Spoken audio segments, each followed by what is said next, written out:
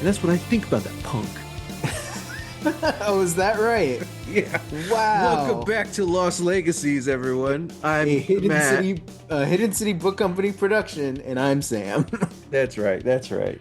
Uh, I'm uh I'm Matt's feisty extremely today. I'm extremely tired. I'm going on like 3 days of having trouble sleeping. I need some Oh, kind of bro. like NyQuil or something.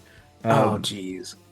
but I got to take off early today Oh, good. because I didn't watch this movie. So Sam was texting me, "Damn, hell of a movie," and I was literally just sitting down to start it. Wow. That was And I 2.5 hours ago.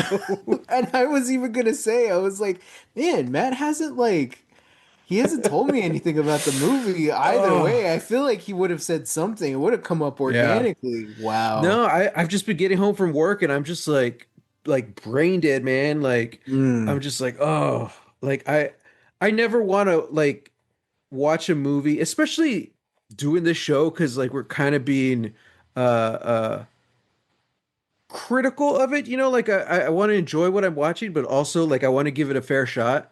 Yeah. So I never really want to sit down and just be like, you Yeah. know, Yeah. Yeah.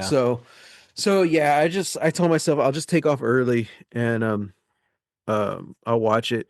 So I door dashed because I'm like I don't have any time to go get food, so I'm gonna door dash, which I've been doing very good. I haven't been door dashing because they're a crappy company and they take all my money. Mm-hmm. Um, Mm-hmm. but yeah, so I door dashed and watched Kiki. So that was my day. Hell yeah. Hmm. Hey, solid day. Yeah. Anything we got to catch up on? Unless do you want to talk about the Lanterns trailer? Oh, no, I don't. Okay, well, good. Neither do I. I think that's enough said. No, I don't know. What do you feel about it? Like I just I thought it was completely like boring. the green that we have in our backgrounds and I have on my shirt is more green than was in that whole trailer. Yeah, I'm And like, yeah. Here's the thing. When you as a company have made a box office bomb, right? hmm That's bad. Nobody likes to be reminded of your mistakes. So whatever. hmm Uh, but when an actor who was in that bomb has made nothing but jokes about that character and his participation in that role, just the butt of a joke, and has reminded everybody constantly for about the 10 and a half or however long, almost 2 decades. It's like a decade yeah, and a half, I think, at this point.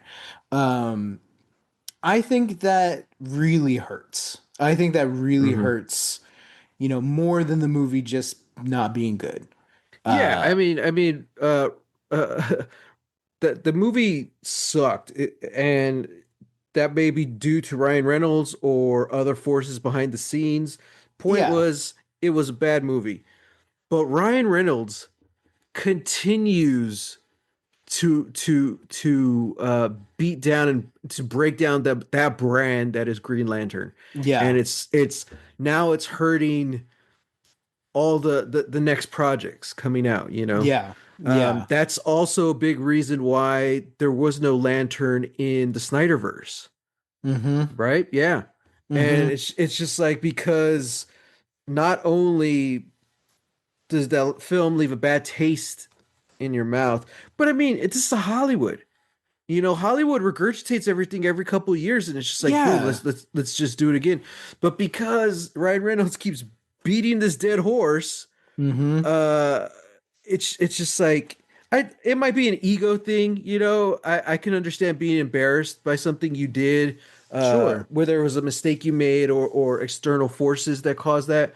Um, but at the same time, it's like the only way to address this is to laugh at myself. You know what I mean?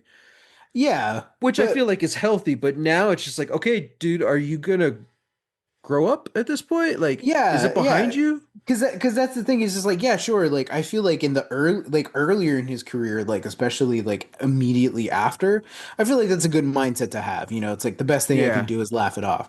But like it's gotten to the point where it's just like, hey man, we're still like ragging on this in Deadpool 3. Like, Yeah. like let's let's move on. Like move Yeah. on. Like we're Yeah. like you should be ready to move on. We're all Yeah. ready to move on, you know.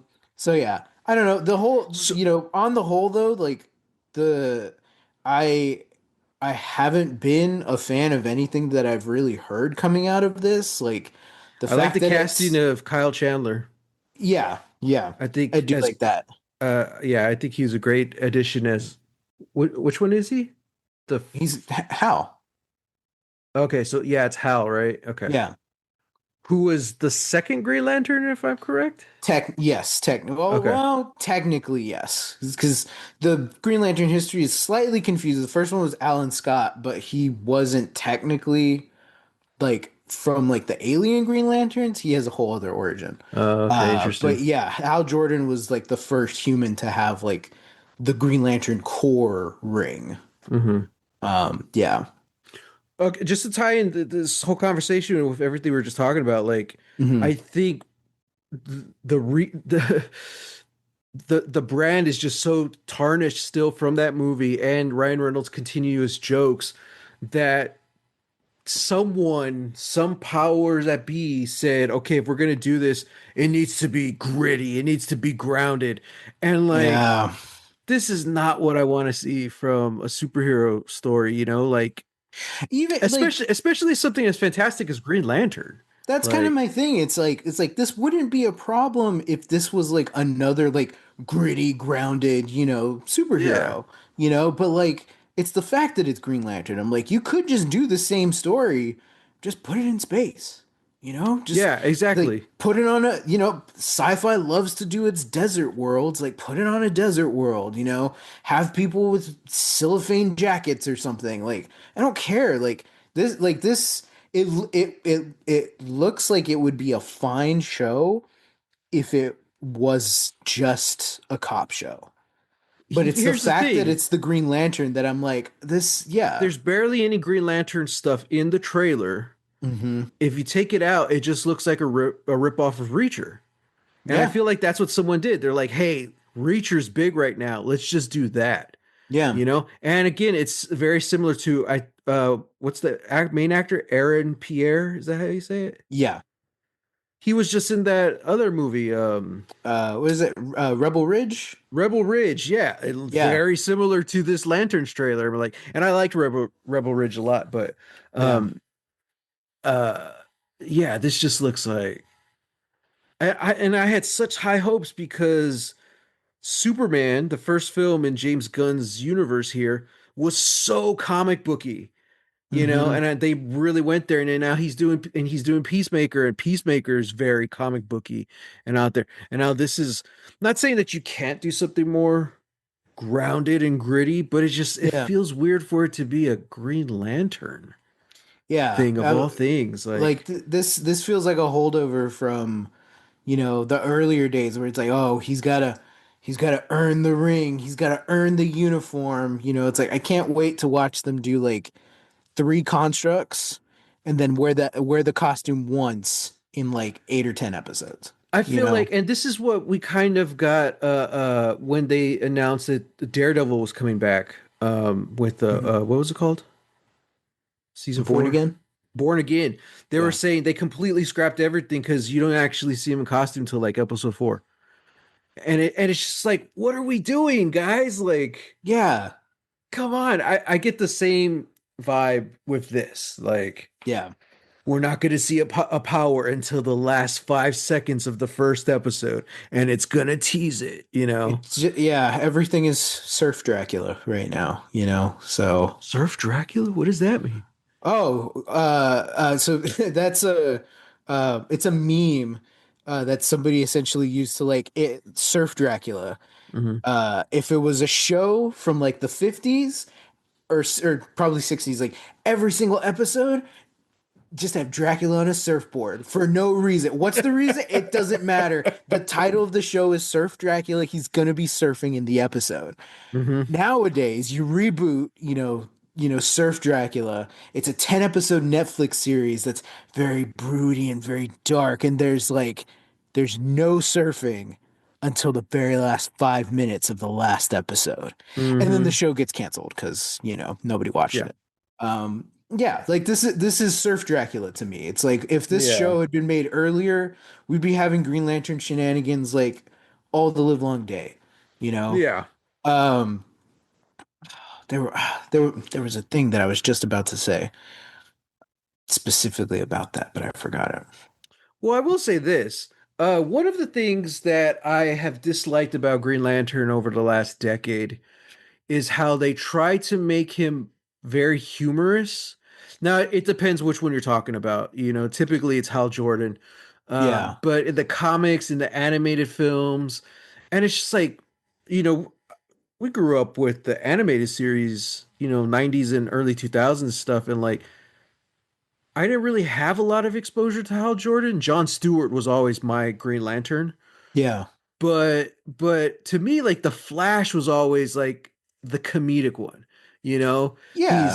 he's fast of feet and fast of wit, and so like it's just very weird. Like when the comics started, like honestly, like the Flash and Green Lantern are very interchangeable. Like it's the same character, just different powers. And I'm like, Mm, oh, okay, that's weird. So I yeah. will say I'm glad that there was like no humor in this trailer. Uh, But that's also very anti like what Marvel's doing right now. But at the same yeah. time, you can do no humor and still present something that's fun. Yeah, because therein lies another problem where it's like we're not gonna have this be humorous at all, or it's gonna be that like snarky kind of sardonic, but it's serious because we're gonna let Kyle Chandler say the F word twice. Yeah, yeah. Which I'm like, you don't need that. You like cut that. Mm. Uh, but they then replace it with this like bickering mentor mentee thing where it's just like, well, I'm the one that's got the ring, so I'm in charge. It's like you're yesterday's news, old man. I'm the guy that needs the ring, and it's like, okay, like now there's this kind of rivalry thing. It's like I feel like there's a different way to write. You know, I feel like these characters have been better written, not surprisingly, in their animated forms.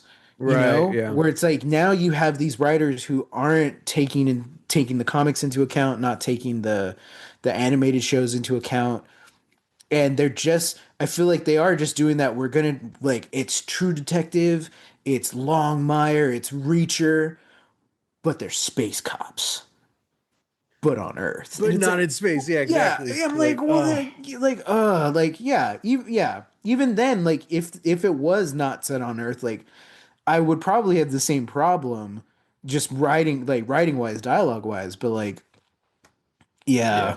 So yeah, I'll wait to see another trailer for sure. But I was not enthused about Yeah. this one. So, So and we talked about it before how much I hate that the bickering yeah, buddy cop friends to enemies thing, and I'm just like hmm enemies to lovers, awesome. The whole awesome. bickering buddy cop thing, I'm like, dude, it's so played out because like it's just like I'm just gonna there's I'm nothing either gonna original about it anymore. I'm either gonna not work with you or I just won't talk to you the whole time, you know? Right? Hobbs and Shaw did the same thing. I'm like, there's Yeah. a lot of great stuff in that movie. I like The Rock and Jason Statham working together, but it's like, how are you expecting me to take these two guys seriously? Well, one, the world is very not serious at all, and then two, they're just bickering the whole time. And I'm just like, all right. Same That thing was with that was Falcon and Deadpool and Winter Soldier. Wolverine, you know? Yeah. Yeah, yeah. And I'm just like, Yeah. I'm done. I'm like, look at Riggs and Murtaugh, the ultimate buddy cop duo. And like, there's not really a lot of bickering. Like, sure, like there might be a little bit, but those guys are buds, Yeah. especially after the first movie. It's like, okay. And I'm like, There it works. there It's are like we're these so afraid to do just straight up dude friendships, you well, know? yeah, yeah. So last year, or maybe it was the year before, I watched for the very first time Bad Boys and Bad Boys 2. Oh, okay. Yeah. Yeah, because those were movies that I had only ever seen like on like TNT or Spike, Right. but like I had never seen them like the whole way through, never seen them unedited. So I watched them a couple of summers ago. And yeah, like indicative of a different time, sure, but like the same problem persists like in those movies as it does now, where it's like you had the buddy cop duo, but obviously like they don't like each other, or they're constantly bickering back and forth, but they get the job done. And it's like, I don't know, I feel like there's a point where like why aren't we just doing like Miami Vice? You know? Mm-hmm. Like Mm-hmm. those guys, like, those guys are ride or die. They are Yeah. on each other's six. Like they And have each other's back. it's still like so it's so masculine, like we don't talk about it. You know? It's not Fast and Yeah. Furious where like we're family, we got each other's back and we're gonna hug it out. It's not like Yeah. that. Like no, like Crockett and Tubbs, they're essentially each other's best friends. They're never gonna say it. And Yeah. they got the respect and the trust there, and it's just like it's never really said until like those moments when it's just like, oh, dude, I think hmm this is it for us, you know? It's like it's that idea of like soulmates. It's like these guys are Right. soulmates. Yeah. They like there is a love there for each other, Hmm. but because of the times, because of how they're raised, because of the profession, like because of a myriad of things, like they're never going to outright say that they love each other. They're never Yeah. going to say if they consider each other family or brothers or whatever, but it's like they know because Yeah. they're there in those instances. And exactly that, it's like they know that this is going to be their last night. There's no other way this is going down than them right next to each other. And it's like Yeah. you don't get that anymore. Like Hmm. eventually Hobbs and Shaw come together to beat up Superman Idris Elba, but like you never feel it. Eventually Hugh Hmm. Jackman and Ryan Reynolds, come together to beat the bad guy, but it doesn't feel genuine. It doesn't feel earned. Hmm. You know. Also, I just want to take a quick second to say that I love that this is what we're talking about, this very deep manly analysis of men and men bonding and all this stuff in front of this movie. Yeah. Yeah. However, I feel like there's some Yeah. intersectionality in there, but yeah, so it's like Sure. I agree, like I feel like that's why Lord of the Rings resonates with me more than any kind of like Hmm. buddy cop movie ever did, because you have these men who are like, you can't deny it. These are like masculine men, these are kind of like quintessential archetypal ideal of men. Hmm. And what are they doing? They're tenderly holding another man as he's like dying or as he's wounded. Hmm. There's a genuine concern when they think one of them has died. And when they see that they're alive, they're gonna Yeah. cry. So many Yeah. men in that movie cry because that's the situation. But and Hmm. there's no calling it out. There's no snarky remarks. There's no like, oh, that just happened. It's like, no, Hmm. we're feeling it. If I swear to God, if you remove the sardonic faux witticisms that writers keep thinking audiences want to see, or that these are the things that keep working, if you remove that and replace it with that camaraderie, Hmm. I don't even to think it's the writers. I think it's the producers at this point. You well, know, yeah, I yeah. think Well, I again, mean, it's all an algorithm anyway, so. I've said it before and I'll say it again. I think Guardians of the Galaxy might be the worst thing to happen to modern cinema Yeah, because hot take. everyone wants to be Guardians of the Galaxy, but Yeah, nobody understands why Guardians of the Galaxy worked. yeah, yeah. And yeah, thanks a lot, James Gunn. Thanks a lot for all the memories and laughs and emotions, you Man, know. yeah. But yeah, we just in sidebar, we just had a friend at work who she was gonna do like a movie marathon. She wanted everyone at work to Oh yeah, present a movie and she was gonna watch it, and I toyed on it for a long time, but I eventually went with Point Break, and of course, just like everyone, she's like she's like, yeah, I liked it. It was really fun. It's kind of gay though.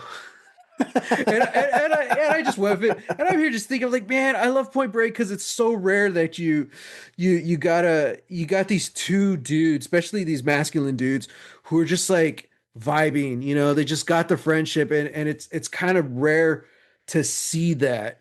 But then I go back and watch it, I'm like, yeah, there's definitely some tension here.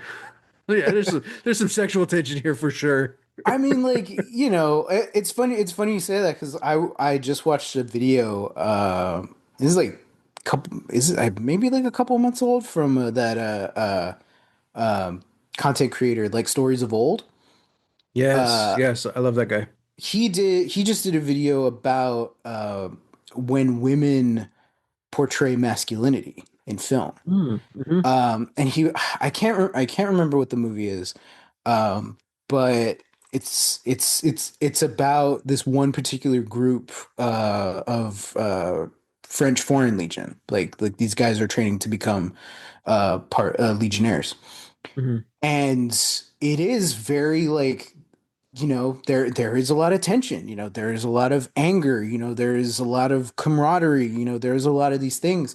And she was saying in an interview that the you know she was contacted by the Legionnaires, and she was just like, "How'd you like the movie?" And they were like, "We didn't like the movie. You made a gay film. Hmm. Like you made a movie about gays." And she was just kind of taken aback. She's like, "No, I made a movie about what it means to be a Legionnaire."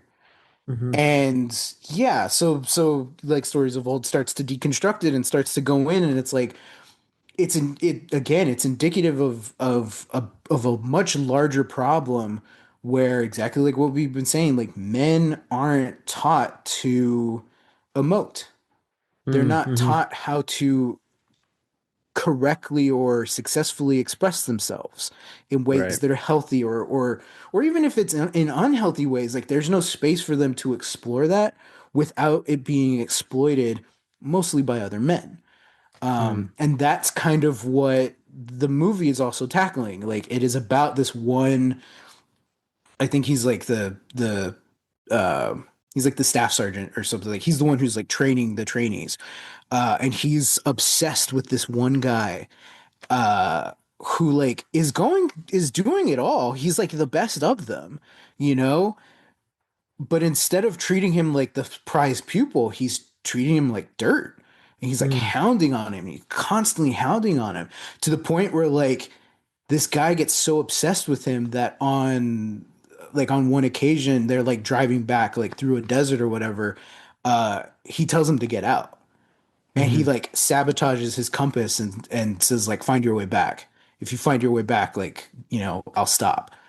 And the guy never makes it back, Mm. and you're kind of left with this ambiguous like, did he die? Like did he desert? Was he abandoned? Like you find out later he did survive, but like it's not really the point. Like this guy is just so like in like Mm. obsessed with this, and it is about, you are trying to fit an ideal that has been made and presented to you by other men, and yet within that there's nothing there. He gets dishonorably discharged. He's out on his own. He's aimless. He doesn't understand the world, and he's still doing his same regimen for nobody. Mm-hmm. It's not even really for himself. It's just he doesn't know anything any other way to function, Mm-hmm. and so it's like, yeah, like I know that's also like a lot of people's like very quick takeaways like on Letterboxd, which is like, oh, gay film. It's like, oh, why are these so gay? And it's like, yeah, we can make those jokes, and you can read into it, and you can see that there is a homosexual read to it or a Mm-hmm. queer read to it. But a lot of times, like, you wade through the BS. I think that is a huge thing that, even men are trying to tackle and talk about, and say that, like, why is it that whenever we try to portray male friendships, it's immediately, resigns to like, Yeah. oh, these dudes are so gay, And I mean, and it's like, and there's this is nothing bad about queerness. It's just that that's the default that people then start to point you and this towards. is like we could do a whole episode about this discussion, but Yeah. like the ironic part is that there's so many of these guys who are all for men's mental health, you Yeah. know, but at the same time they're still falling back to these old outdated jokes and humor. I call it jokes and humor, but it's like it's not really funny at all. It's like, oh, he, Yeah. no, it's just you're saying that because you're uncomfortable by this or that. You're made uncomfortable by it, so Yeah. you make this little joke, and it's just like that's all tied in. Like the reasons for that is all tied into the mental health thing. So Hmm. it's like, yeah, I don't know. Yeah, it's crazy. Like we just got to write our own stuff, man. Um, Yeah.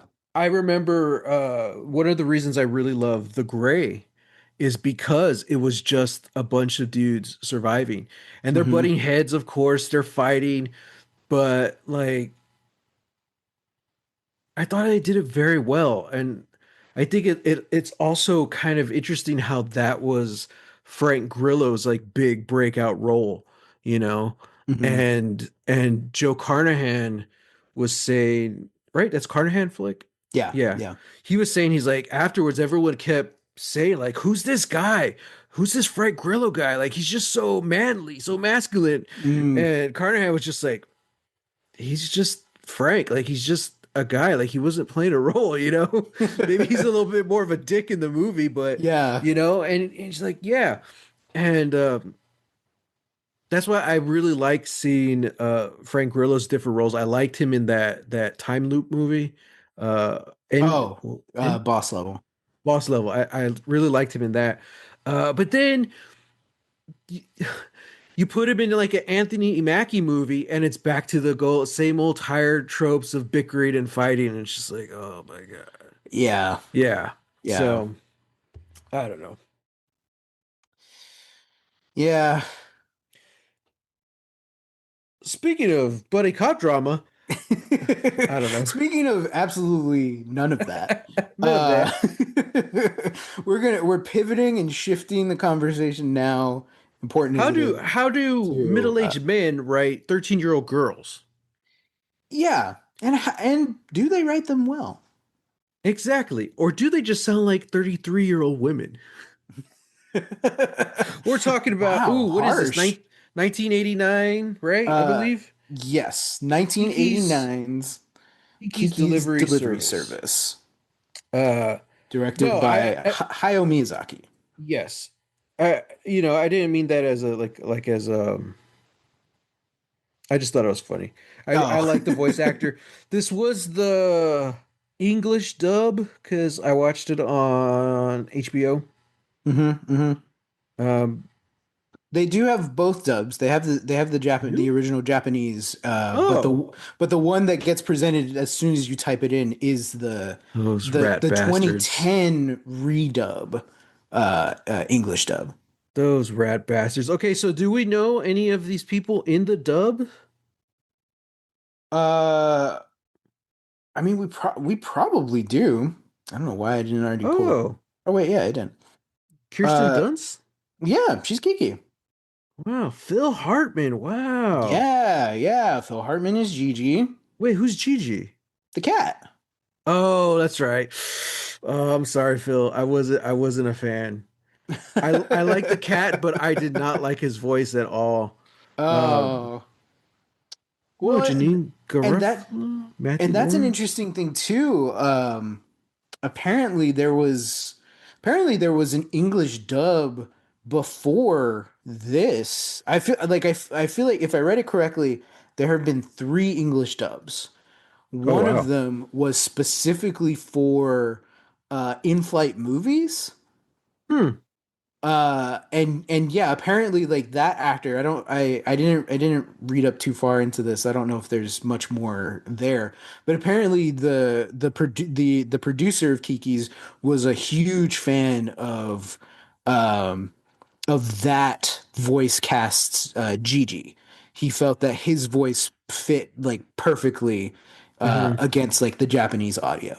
Um, yeah, and then later on they did once they got a release and distribution deal with Disney, then they did the cast that we have now. Yeah. But a lot of it was edited, and a lot of the audio was cut and redubbed, and a lot of the script was rewritten to fit more American Hmm. sensibilities, or more There's even like a like line that Gigi has where like I swear he's doing an accent like I forgot what he says, but it's supposed to. I'm like, is that supposed to be like a Boston or like kind of tough New York kind of? oh yeah Like yeah he does like a voice, and I was thinking of like, I wonder what the original line was. You yeah know, like did they change the line or like was the original line in an accent like that? yeah I Um, don't know. yeah. So yeah, so this version that we've watched is was the latest one. Is 2010. They they made it they made the dialogue specifically reflect the Japanese version a lot closer. Oh, that's good. Yeah, yeah, Yeah, so yeah. nice. Yeah, so I was the one who brought this movie, so Matt, No, you weren't. first I thoughts. was What do you mean? because it was my choice, and we rolled for Miyazaki. Oh, Because that's I was right. gonna start. I was like, all right, Sam, you picked this movie. I was like, oh wait, no, technically I Oh. did. Oh, that's right. So you Yeah. better have a movie for next week. Well, to tie it all together, yes, you're Okay. correct. Unlike Lanterns, this movie was beautiful. So lush greenery. I love it. Yeah. I feel like this is such like like cozy fantasy. You know, we've talked about this in the past, like the cozy Yes. genre. Yes. Um, so much to the point, like this whole time, this whole movie, I'm like, when's the other shoe gonna drop? Like these old ladies, they're gonna poison her, or the artsy girl in the forest. Of course, she's a witch. She has to be. Is she trying to take like Kiki's powers? Like what's hmm happening? Like I was And does questioning. she control the crows, or what's Yeah, going on? Yeah. everything, anything, and Yeah. everything. I was just like, what's gonna happen? You know, Tombo's just a little creep. I'm like everything. I'm like, hmm. But alas, none of that happened. hmm Uh, uh, And so honestly, I think it's better for it. I really it's do. interesting.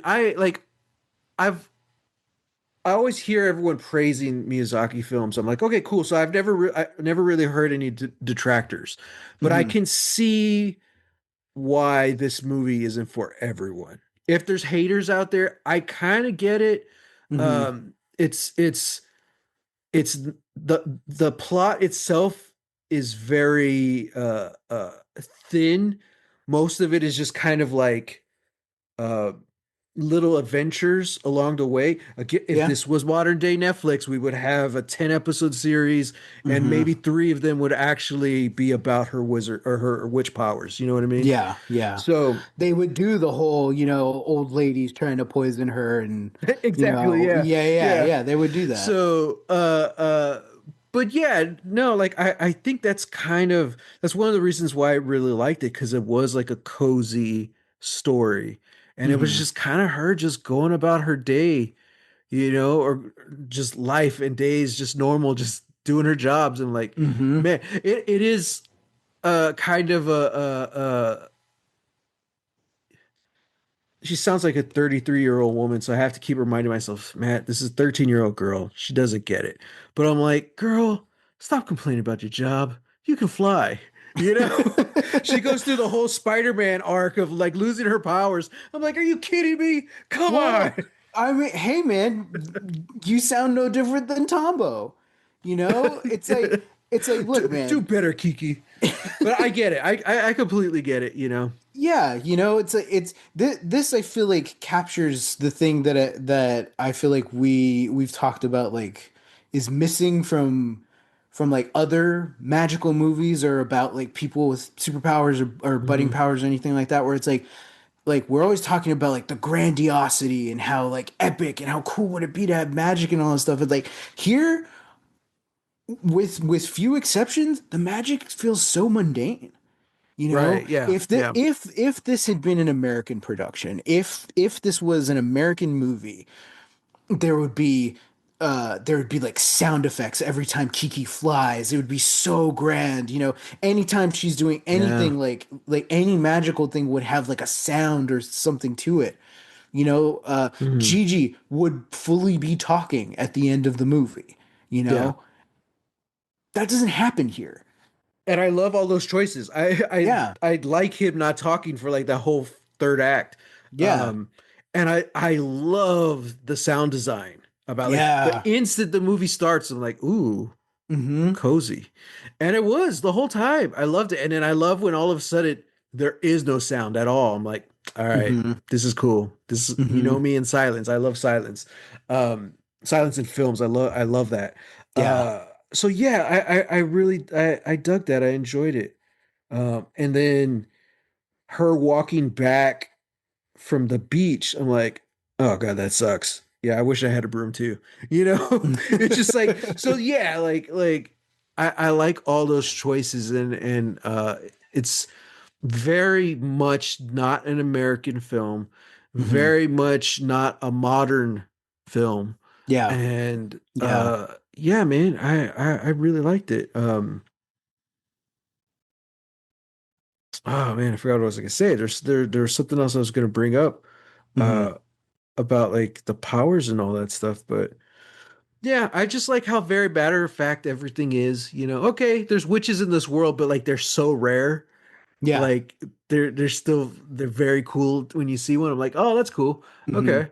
Um, Which I think kind of speaks to like a greater theme of like modernity stepping mhm, in, you know, and you know if like you watch more of Miyazaki's movies, like that is kind of a theme too, how like mm, there is some sort of connection to the old world and older ways, yeah, mostly from our protagonists, but always set against the ever changing world. You know, the fact that like one of the very first shots of the movie, you know, she's flying up in the sky and then there's a giant airplane, you know, just yeah, flying with her. And you're like, that's so beautiful.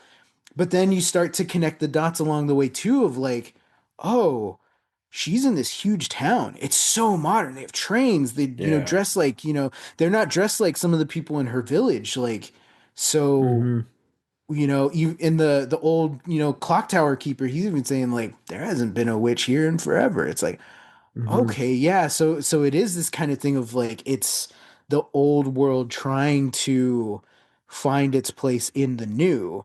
And then that Yeah, becomes part of the theme of the movie. Like, is there room for this? You right. know? And then it's also about adapting, you know, as much as it is um about a young woman coming into her own and Hmm. what it's like to have a job and what it's like to not be doing what you feel like you should be doing or not doing more of it, you know, and feeling that depression, you know, and Hmm. feeling stuck. You know, it's the it's the Spider-Man 2 of, you know, coming of age adolescent movies. You know, Yeah, where it's like, yeah, she fully loses her powers and she has to find them again. yeah, And you know, part of the thing, you know, like we know superhero movies, like yeah, he's gonna find his powers by the end of the movie. With this, you're kind of like, will she? You yeah. know, You don't know. is that a good thing? You know, especially like with the changing of the world, you know, it's kind of that that's a huge thing when you start looking into like fairy tales or myths, where it's like there comes a point where in a lot of those old magics they fade away.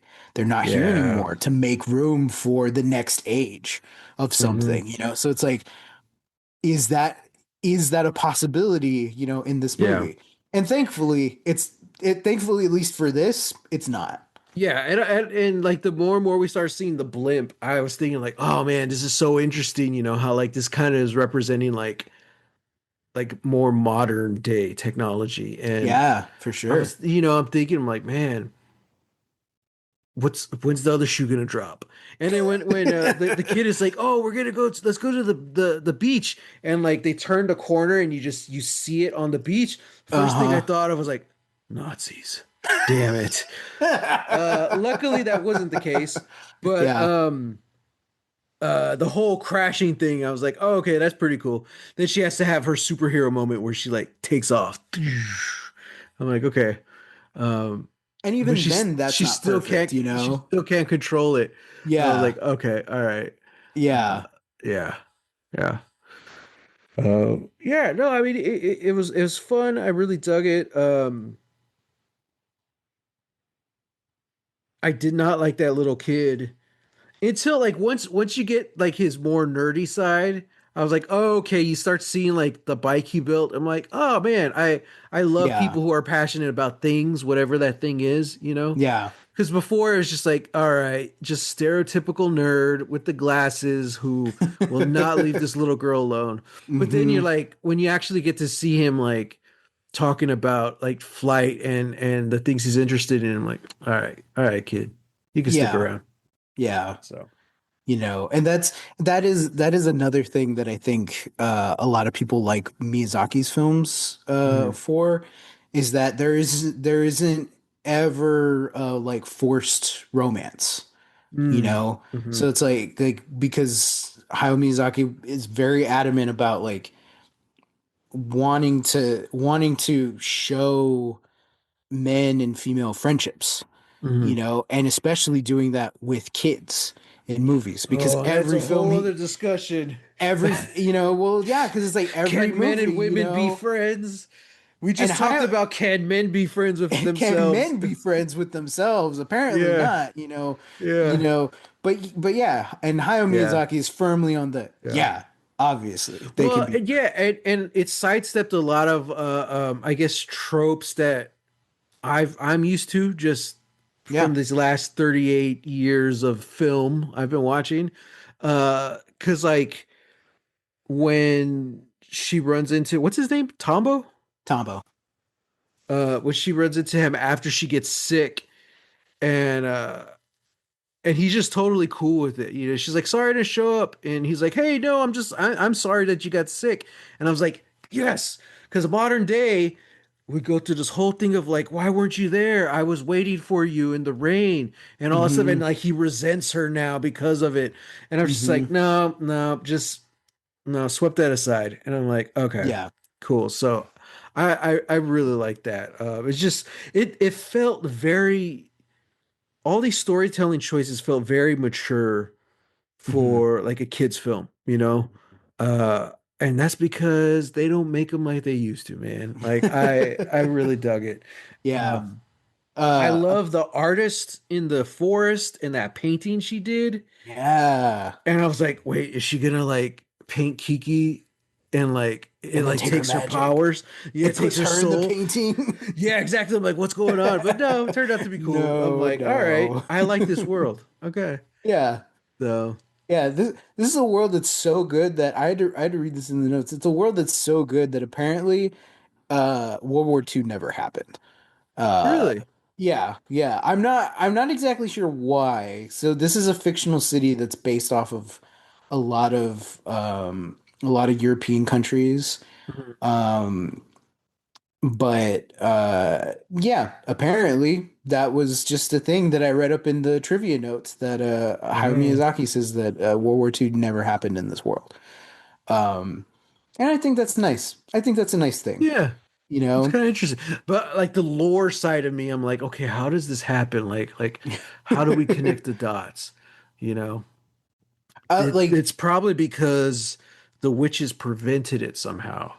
That's the only logical explanation. could be, could be, Hmm. who knows? Yeah. Um, the very first time I saw this was during the pandemic. Oh wow. Yeah, yeah, and it was yeah, I want to say it was like within that like February or March. Uh, Like at the beginning? yeah, yeah, at the Wow. beginning. And you know, I was still like fresh off of my accident, and I want to Yeah. say I hadn't had my surgery yet, Hmm. but I was still like bedbound for a lot of it. Hmm. Um, so really, I had nothing to do but like watch movies, Yeah, yeah, yeah. and I ended up watching this after I watched Joker. Oh God. which I said I wasn't gonna do, but I was like, I might as well. I got nothing better to do. I'm It's in like watching pain. a car I'm in crash. misery. Yeah. Yeah. Yeah. And I don't know, like I do feel like that experience of like watching a movie I did not like at all earlier in the day, ruminating on that, and then watching this and was just a total 180, Yeah. and like and it is a thing. It is a thing that, still to this day like sticks with me. Hmm. And it like it truly is like this perfect like coming of age story that has a voice of its own, that feels very childlike as well. Hmm. Um and yeah, like I don't think it ever really has themes or situations that are like too adult Sure. for for a kid to handle or whatever. But what I like about it is that like everything does feel big, every Yeah.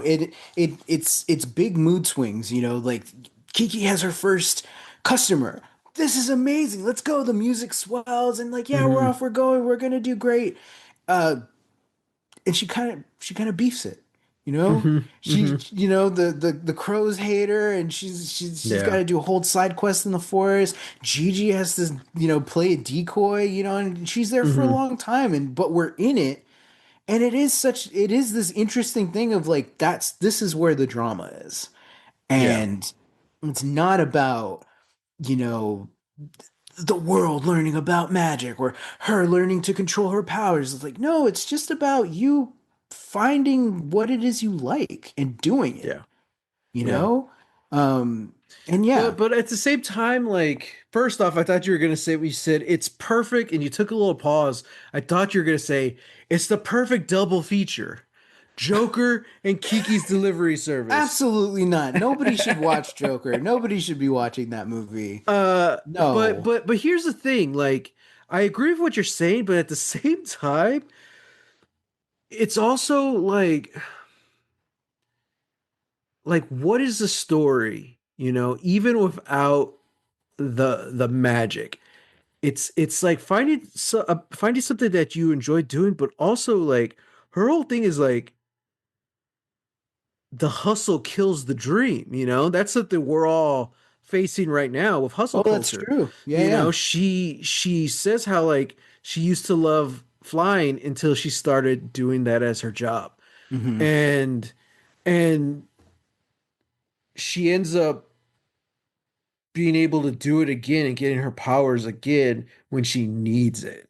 You know, Hmm. if there's any kind of tweak or anything I would make to the story, it would have been something like that. I felt like it's kind of a traditional, oh, we need a third act set piece.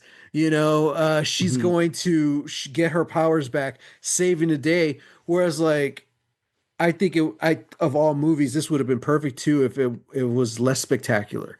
Like Hmm. it's actually her finding that love again of it. That's what gets her abilities back instead of like someone's life on the line. Yeah. So, and not to say that detracts from the film, it's just obviously a route that they took that I wouldn't have. But to me, it's just like, man, so basically it's about this girl who her her work ethic is isn't vibing with her dreams and goals, Hmm. um and she has to learn to accept it. That's kind of a more Kind of. pessimistic take on it, but like that's kind of what the plot is. Sure, sure. It's funny because it took me a couple of watches to realize that like Kiki doesn't have any like specified training. Yeah. And I think like even her mom says that at some point, is like, I haven't really like trained her to do much. Like she can barely fly. Yeah, great Uh, going, mom.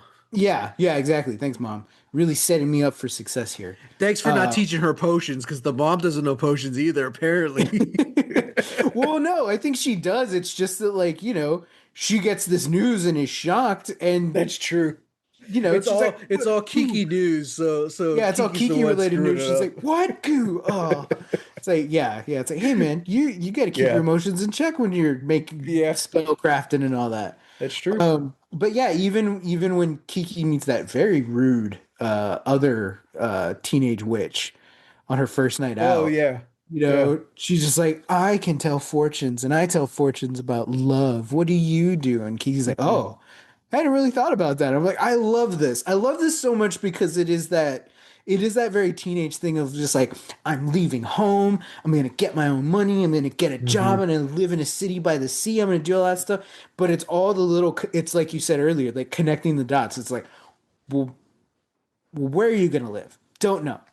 What are you gonna do Yeah. for money? Don't know. What are you gonna like after you figure that out? What are you gonna do when you get there? Like, what's the dream? What's the goal? I don't know. Be a witch. What does that look like? What do Yeah. you think that looks like? It's like, I don't know. And Yeah. I love that. I love that because it's like I feel like that's also me in a lot of instances throughout my life, where it's just like, yeah, I'm gonna do this. Like, how are you gonna do that? I don't know, but it's Yeah. gonna happen, Yeah. you know. Yeah. And yeah, I feel like that is a very like childlike mentality, and then the movie has to be about her like, well, solving those problems. Okay, where are you gonna stay if you want to live in this Yes, yes. city? You And know? I do like how several times she's kind of called out, especially by Gigi. Mm-hmm. Just like you can't just run across the road. She's like, "We're alive, aren't we?" Mm-hmm. It's again a very immature mentality. Um, but as the movie goes on, uh, uh, they don't address it. It Mm-hmm. just you kind of see it happening, and you kind of see her changing. And by the end of the movie, she does look both ways before she runs across the street. So it's just something so subtle like that, you know? Mm-hmm. No Mm-hmm. one mentioned that Gigi isn't like, wow, you did look both ways, Kiki. It's not a That's dramatic moment where she that's slows a very down Netflix thing. to Yeah, that's a look both very ways. modern day. We got to say the theme and the moral of the story out loud so the Yeah. people on their phones understand. No, it's just, Hmm. and again, you don't need audio for that. Yeah. You just see Kiki step out, look both ways, and then run. Yeah. I'm like, perfect subtlety. I love it. Uh, so yeah, I really enjoyed that. I like the way she was written. Again, I think the best part was the second time she goes to the cabin with the Oh, artist. yeah, And yeah. that whole talk she gives her, she's like, you need to find out your why. And I like how she talked about she just couldn't paint. She couldn't figure out what to do and all that stuff. And she realized, oh, she's like, because I'm painting other things, Hmm. other people's works. She's like, you need to find out why you're doing it.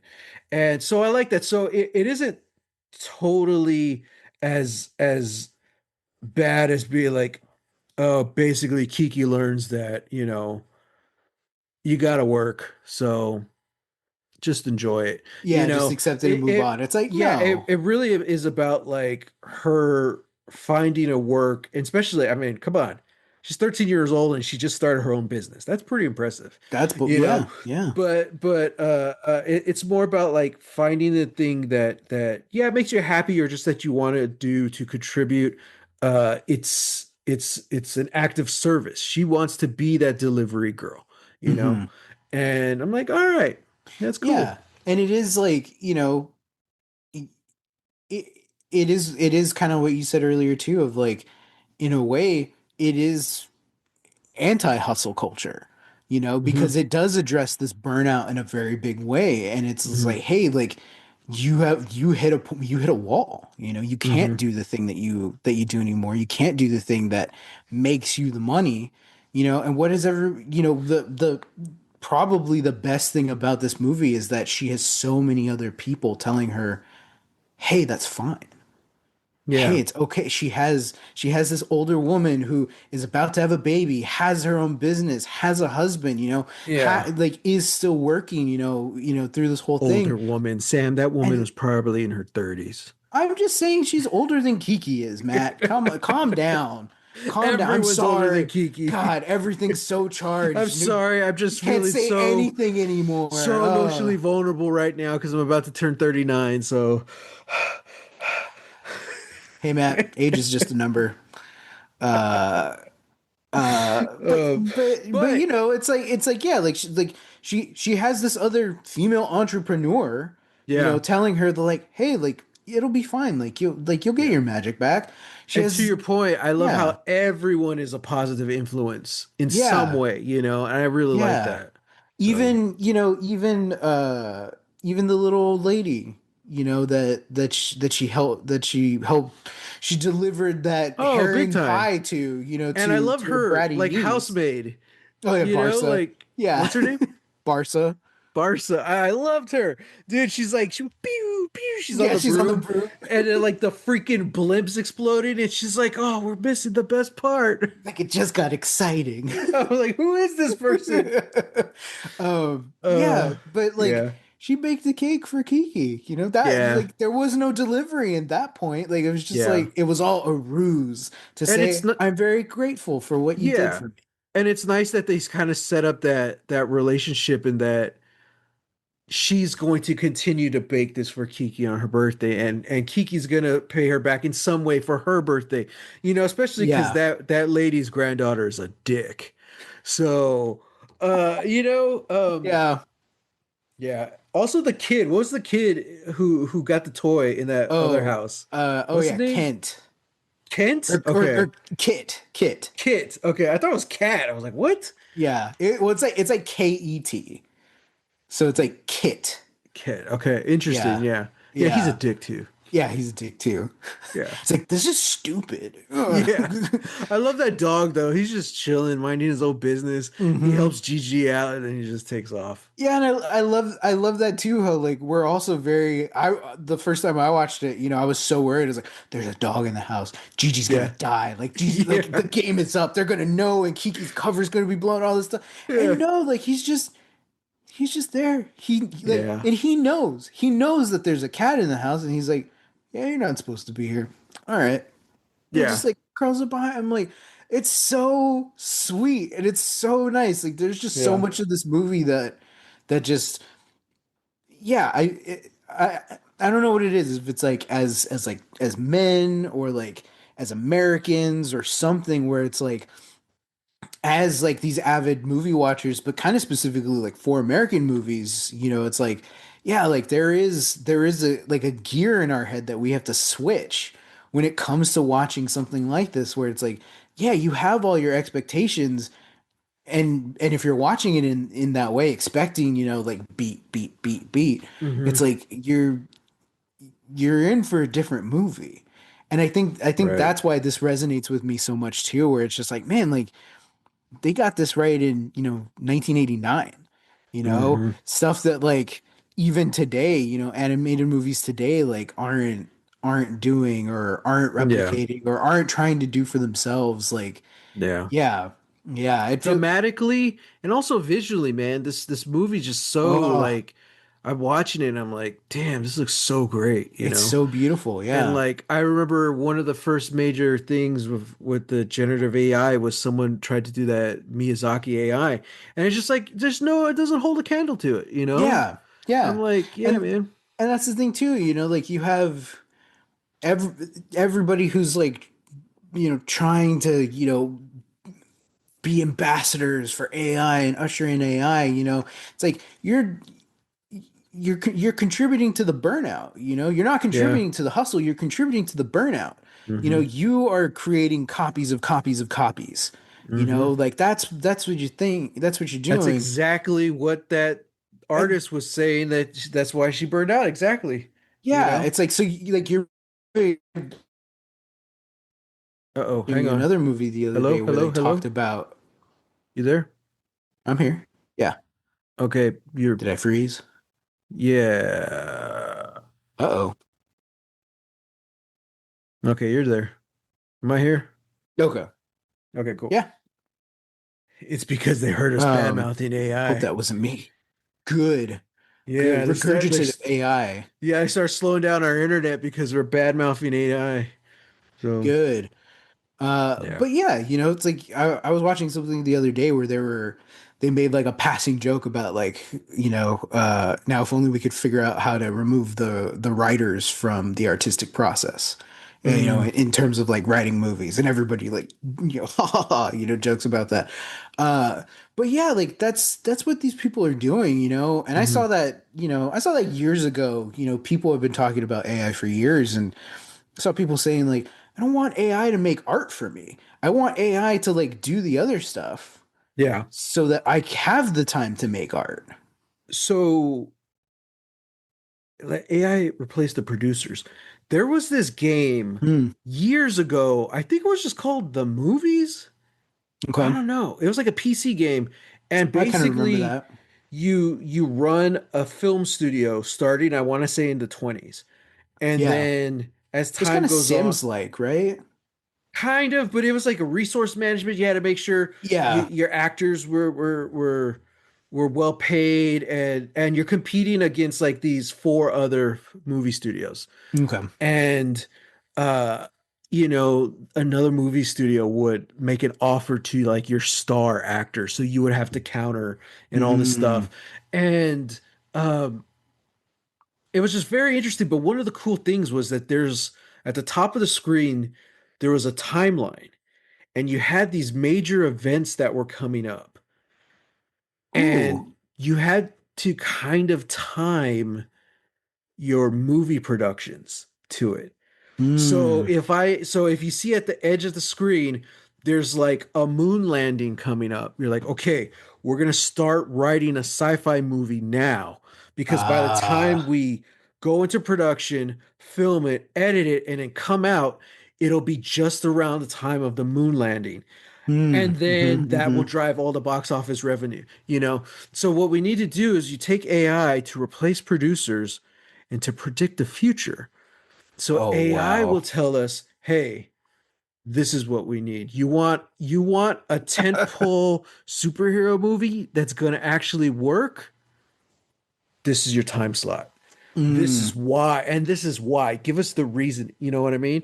Yeah. And then there's all this other stuff like coming up, that like there was like the Lindbergh flight was coming up. You see it, so you're like, okay, so we're gonna do like an adventure movie, something with exploration, something Mm-hmm. like that. Mm-hmm. And it's just like, damn, that's what we need. Yeah, you We need keep a the pro. artist arting. Yeah. Yeah, exactly. Yeah, long live animation. Hell yeah. So Hell yeah. yeah. You know. By But the way, there's but another movie studio game that's coming out that's uh-huh. very similar, and I was really excited about it, but it's just very dark and too real. Oh. Yeah, it's just like how far are you willing to go to keep your movie studio afloat? And I'm like, oh, Jeez. I hate that. yeah, it's bad. Yeah. Um I'm just gonna keep my actors all wired up on coke, so they have to do my job. They have to Pretty do my much, work. yeah. Hate that. No, stop with these Yeah. edgy games. Like, stop it. Like, Yeah, I'm like I'm I'm not I'm even a done. huge fan of resource management games, but I would Yeah. much rather play something like that than pushy, edgy. Like, oh yeah, I'll do anything to get to the top. Like, look, not everything has to be Marty Supreme or anything by the Safdies.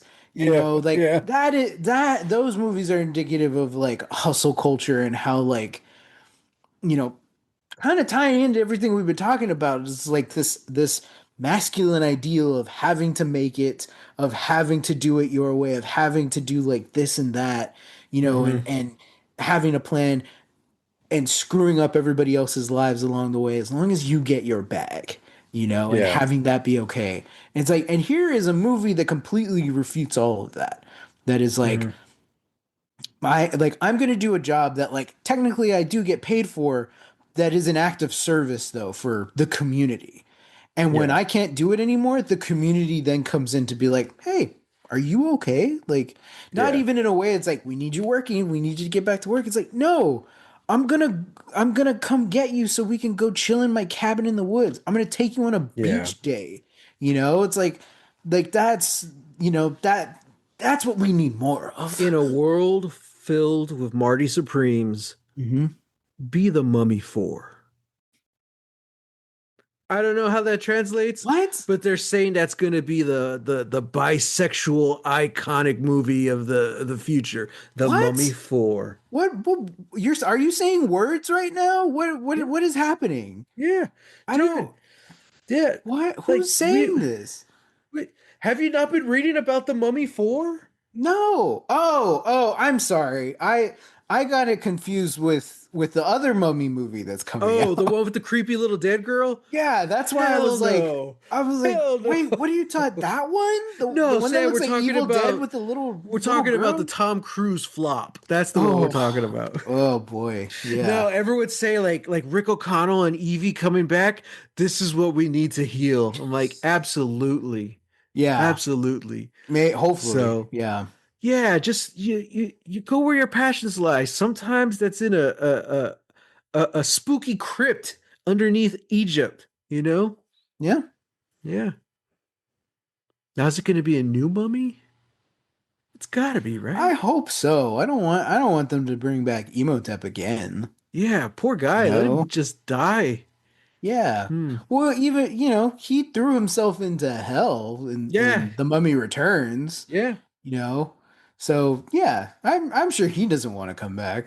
Yeah, because the girl, his love of his life, what was her name?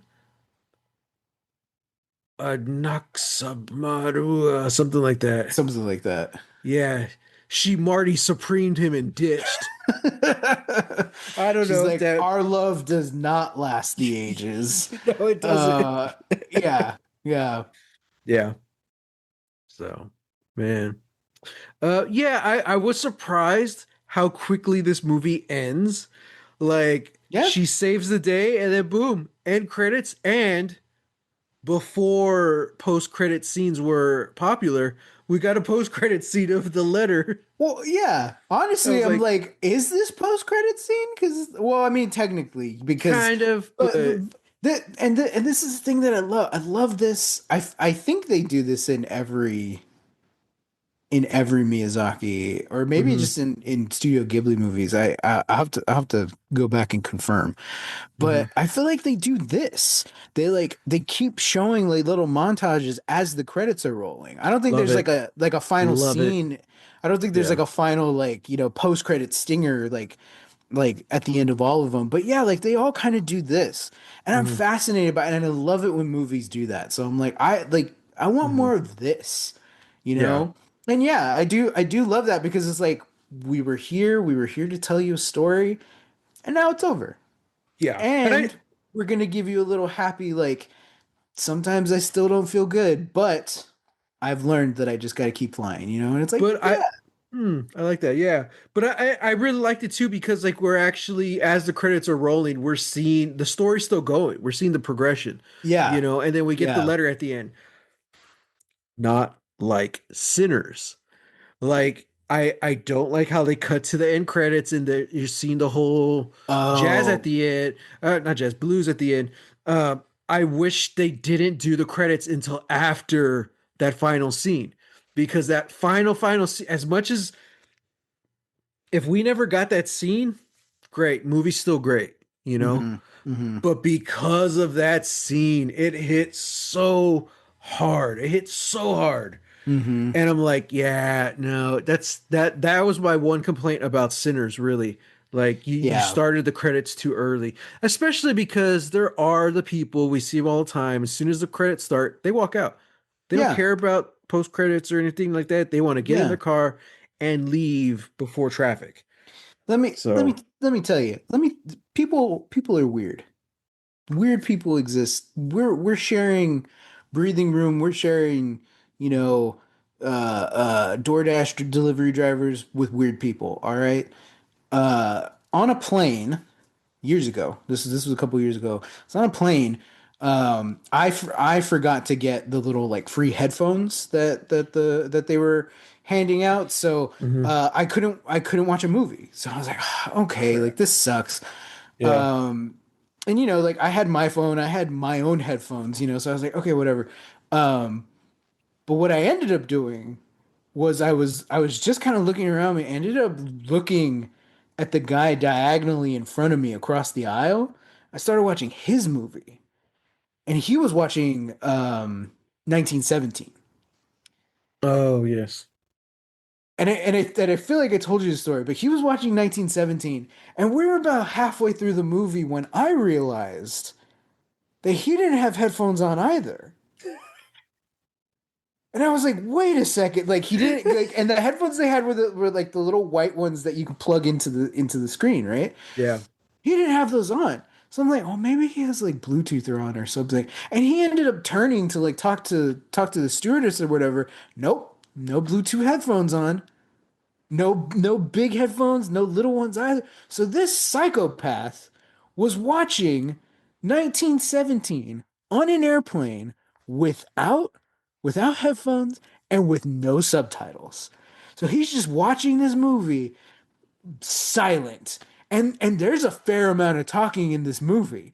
And I'm Yeah. just like, what the hell is going on? Well, And to end it all off, he ends the movie. I feel like I know the shot. Like you know when you see it, no spoiler, I guess, or yeah. spoiler. But like you get to like that final shot, he clicks out of the movie.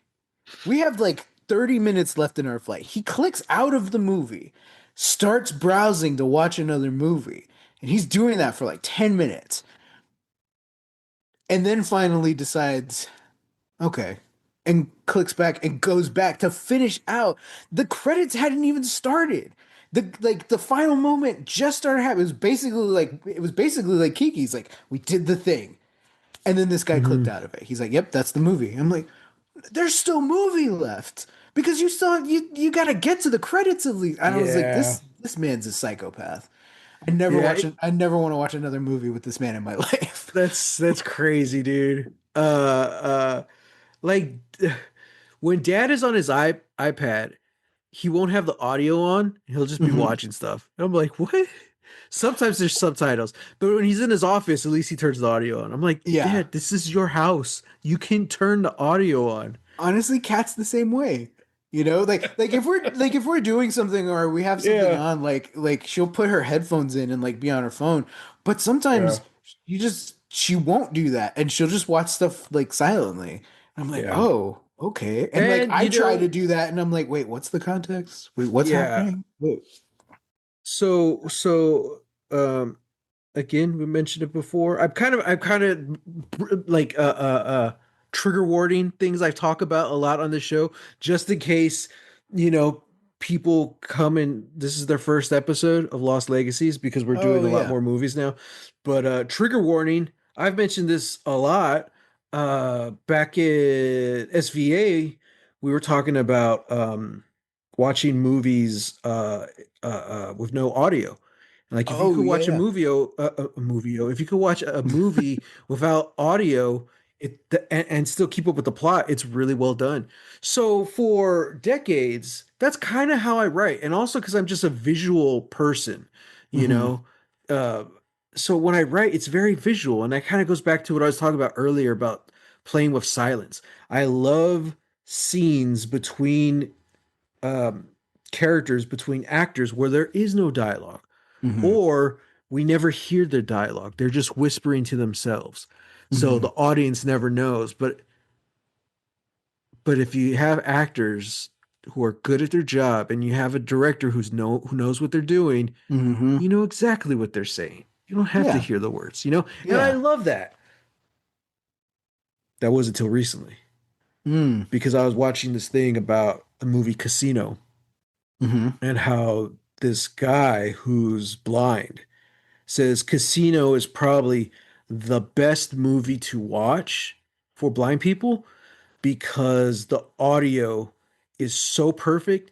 You know exactly what's happening in Oh. every single scene. Oh And I wow. and Yeah, yeah, now I'm thinking, I was yeah. like, dude, that's wild. I never thought about that. You know, Yeah. because one, you want to make a movie that everyone can enjoy, which is very hard because there's so many different things to prevent that. Like in this Yeah. case, someone who's blind.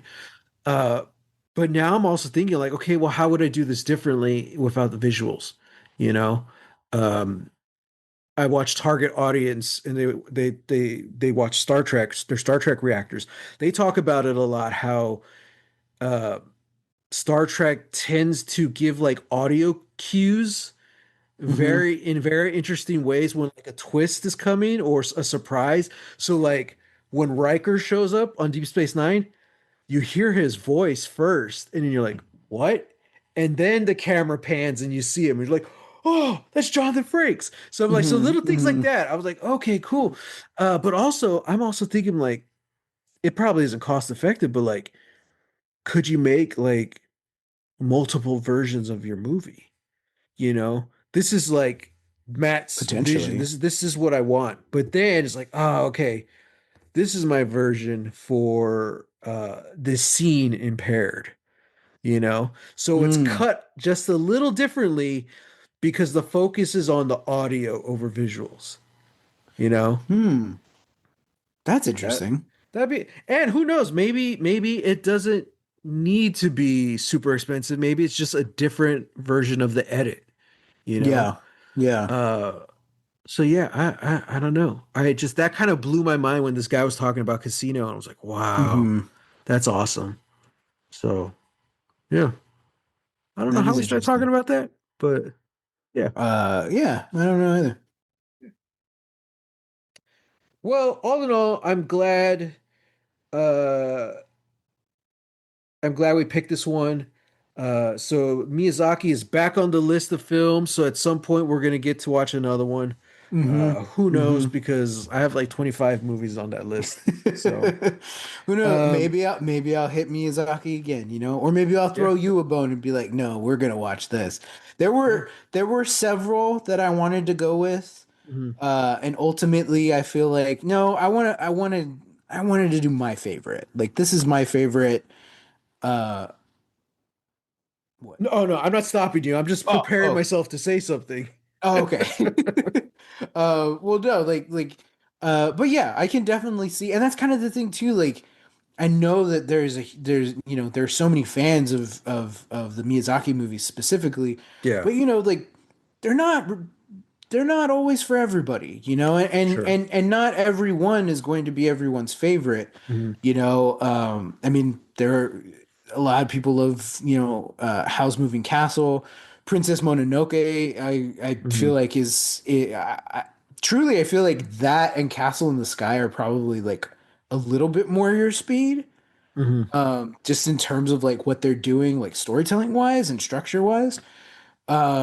Porco Rosso, also one of my favorites. I'm like that. This is a Matt movie too. Like, come on. But yeah, I wanted to give this as like a primer of like this is kind of what you're in for. Yeah. It's not going to be exactly what you think it is, but that doesn't detract it from being beautiful. And as far as being my first one, Hmm. without watching any of the others, I feel like this is a good baseline because it was it was cozy, and I know not all of them are going to be that. Yeah, But definitely. so I might be caught off guard. The next one we pick, I'm gonna be so ready to just enjoy it. I'm gonna have like my little like a throw on. I'm gonna have my gingerbread mug, just Uh-huh. ready to go for a comfy, good old time. And then it's gonna be the total opposite. I know it. Yeah, But and then also this one wasn't boom. very like emotionally moving as I was expecting. I was always thought Mm. like, man, I'm probably gonna cry in this one, because I always hear these things about Miyazaki movies. So, but no, there's nothing like that. So I was like, all right, so that's probably in the future at some point. Yeah. So Yeah. Could yeah, be. yeah. But speaking of next time, Mm-hmm. what are we watching next week? You have a selection for us? I do have a selection for you, and you're gonna select it. Roll a d20, bro. Okay. All right, here we go. Get warm it up. Get all the bad juju out.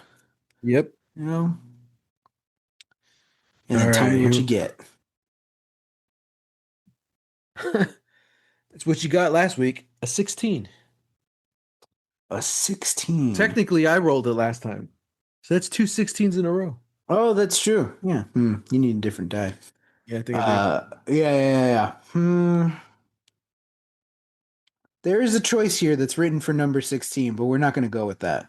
Oh, okay. Well, it's mostly because I won't spoil what it is, but it is another like 80s fantasy, movie. Oh, okay. Okay. Yeah. And I want to give another palette, so I'll go easy on you. Roll it again. Let's see. You roll with advantage. So there you go. Okay, I'm gonna roll a different one Yeah, roll a without different one. warming it up. Yeah.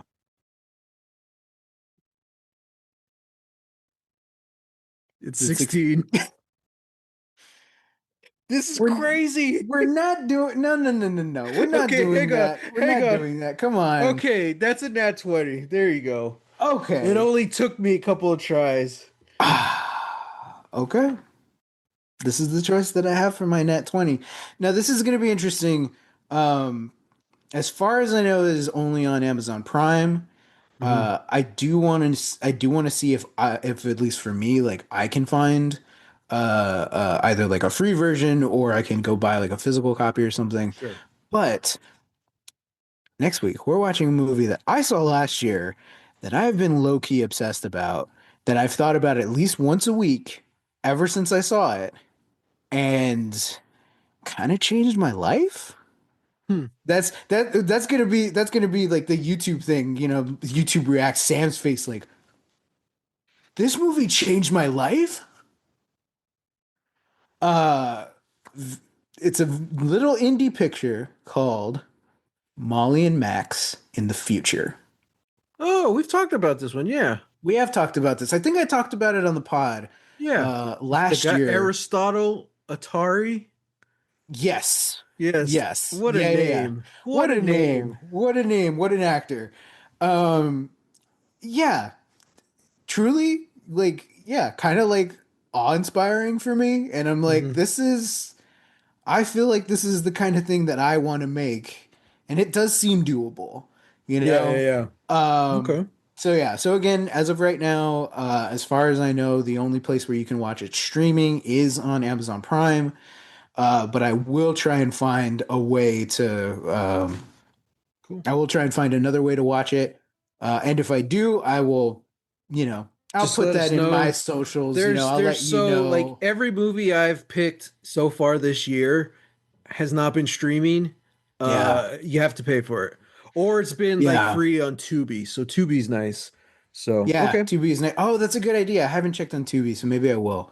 Okay. But yeah, Well, so listeners, next week we're talking about Molly and Max in the Future. If you've seen cool. it, send us comments, through our email, or if you haven't seen it and want to watch it, go for it. And then talk about it. We'll read your email on the pod. Yeah, yeah. And then we have you have until March 25th Oh, that's right. to send us comments or questions about Or Gideon the concerns. Ninth. Mm-hmm. That's going to be our book club for next month, the month Mm-hmm. of April. April. So yeah, March 25th. Let us know. But yeah, as far as today goes, that's it for this week. Mm-hmm. There's no way I'm gonna come up with a new sign off for every single movie. Uh, Yeah, it's kind of too. Unless there's like a tagline, or a yeah. catchphrase from the movie. Yeah. So, everyone, thank you for joining us. I hope you enjoyed this movie as much as we did.